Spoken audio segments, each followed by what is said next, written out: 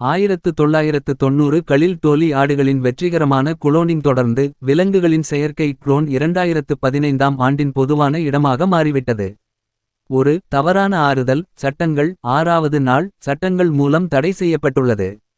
Solder pilot Adam Gibson Michael trucker player creator உரிமையாளரின் billionaire உரிமையாளரான பணிப்பொழிவு உரிமையாளரால் பணியமர்த்தப்பட்டார். அவர் ஒரு வெளித்தோற்றத்தில் வழக்கமான மருந்து சோதனை மேற்கொள்ள வேண்டும். ஆடம் மனைவி தனது மகளின் நாய் இறந்துவிட்டதாக அவருக்கு மகளிர் கொடூரத்தை அரிதாகவே கிரான்சிங் ஸ்டோரில் ஒன்றை தாங்களே அறிவித்தபோது அவரது பங்குதாரர் ஹம் ஆடம்பரமாகவும் மலைகளுக்கும் இடையிலான ட்ரூக்களை பறித்து அவர்கள் ஒரு கொலைகாரியால் கொல்லப்பட்டனர். அதற்கு பதிலாக தனது மகள் ஒரு வாழ்க்கை அளவு அமாய்மெட்ரானக் எளிமை பொம்மை வாங்குதல். ஆதாம் தனது குடும்பத்துடன் தன்னை ஒரு குளோன் கண்டுபிடிக்க வீட்டிற்கு திரும்பும்.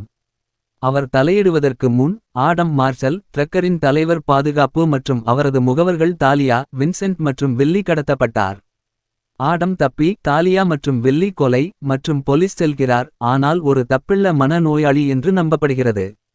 ட்ரக்கர் எப்படியோ உயிருடன் அவர் 6வது நாள் சட்டங்களை மீண்டும் செய்ய விரும்பவில்லை என்று நிருபர்கள் உறுதிப்படுத்துகிறார்.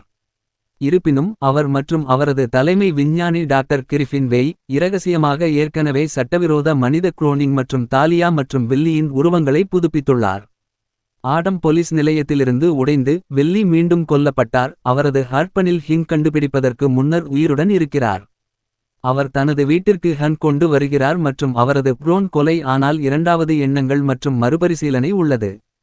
மார்ஷல் மற்றும் தாலியா வந்து சேர்ந்து ஆடம் அவர்களை அனுப்புவதற்கு தனது குளோன் என போடுவது கட்டாயப்படுத்தியது. அவரது அபார்ட்மெண்ட் திரும்பும். ஹம் மீண்டும் ஆடம் மூலம் சுட்டியார் ட்ரிபி மூலம் கொல்லப்பட்டார்.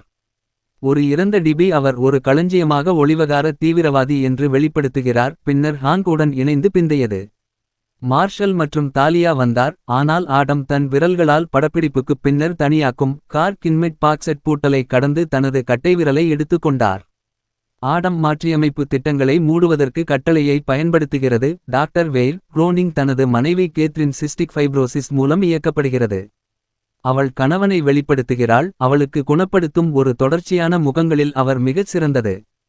இரத்தம் மற்றும் பார்வை ஆடம் குணப்படுத்தியது. டி என் ஏ மற்றும் டி என் ஆகியவற்றை ஸ்கேன் செய்ததால் ஒரு சின்னம் என்று கைப்பற்றியது. அவர் குளோன் செய்ய வேண்டிய நிகழ்ச்சியில் கொலைகாரர்கள் சட்டத்தின் உரிமைகள் இல்லாததால் அவரது அதிர்ஷ்டத்தை கட்டுப்பாட்டிற்குள் வைத்துக் கொண்டதற்கு முன்னர் இறந்த பின்னர் ட்ரூக்கர் ரகசியமாக குளோன் செய்தார்.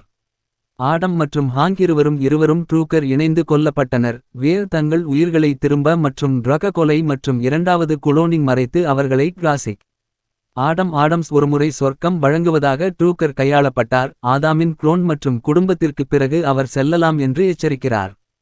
ரியா மற்றும் வின்சென்ட் ஆகியவை ஏற்கனவே அவரது மனைவி மற்றும் மகள்களை கடத்திச் சென்றுள்ள கிளாராவின் பள்ளி மாணவர்களுக்கு ஆடம் இனங்கள் உள்ளன.